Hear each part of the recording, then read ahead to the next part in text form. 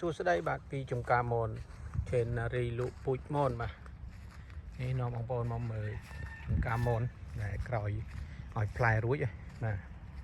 លឹកវាសពូនហើយបាទអានេះគឺដើមនេះគឺយើងតម្រូវឲ្យផ្លែថ្ងៃចូលឆ្នាំខ្មែរបាទ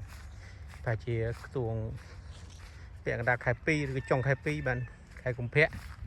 យើងធ្វើការបេះស្លឹកបេះស្លឹកមកយើងចាក់ទឹកទៅផ្លែបាទគឺដើមរដូវប្រាំងគឺបែបហ្នឹងបាទស្មៅចង់ងាប់អស់ហើយអានេះក៏យ៉ាងដែរនេះគឺលឹកលឿងដើមខ្លះជឿស្លឹកចង់អស់បាទយ៉ាងនេះគឺជឿស្លឹក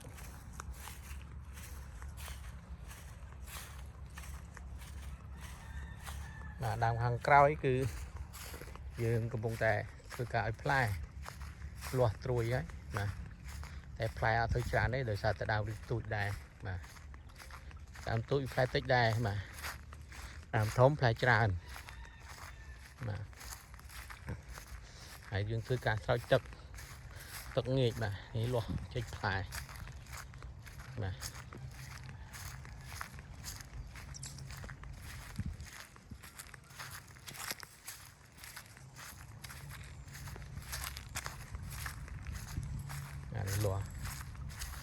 លាស់ផ្លែដូចអត់ចង់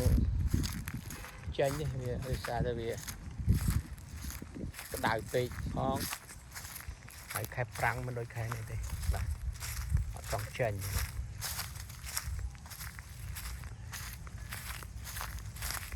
យើងធ្វើការស្រោចទឹកវិងកើនេះ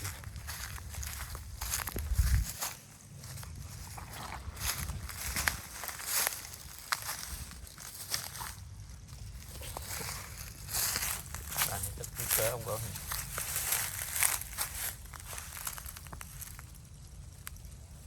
này hãy tập viên cớ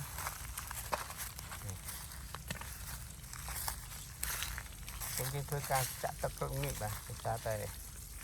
វាស្ងួតខ្លាំងបាទប៉ុន្តែអត់ចង់លាស់ចាក់ទឹកប៉ុណ្ណឹង